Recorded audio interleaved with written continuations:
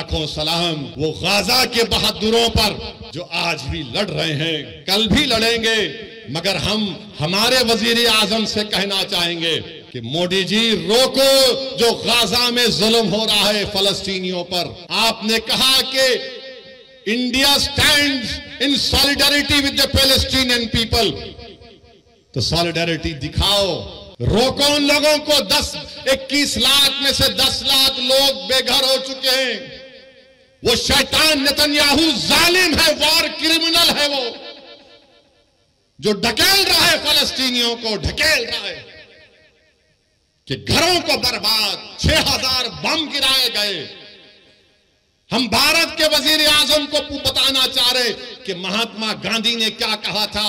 गांधी ने कहा था कि ये फलस्तीन अरबों का है, जिस तरह अंग्रेजों के लिए बर्तानिया है, फ्रेंच के लिए फ्रांस है, ये अरबों की जमीन है, ये अरबों की जमीन है, गांधी ने कहा था। मगर अफसोस की बात यह है कि आज हमारी हुकूमत खामोश बैठी हुई है।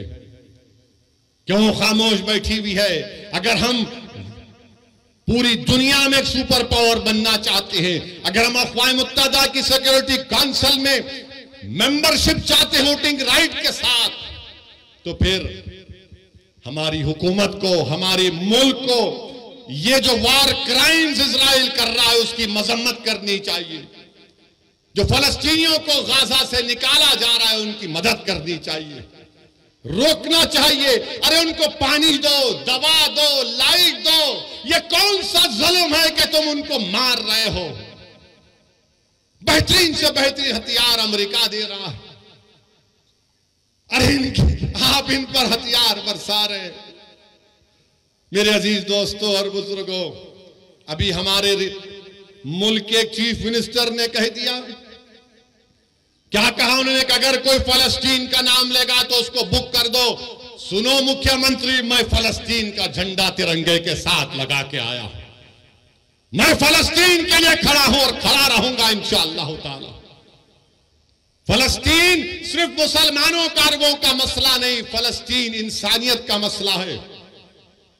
और हम उस बाबा मुख्यमंत्री से कहना चाहेंगे, अगर आपको केस बुक करना है तो विजारत खारजा MEA पर केस बुक करना पड़ेगा।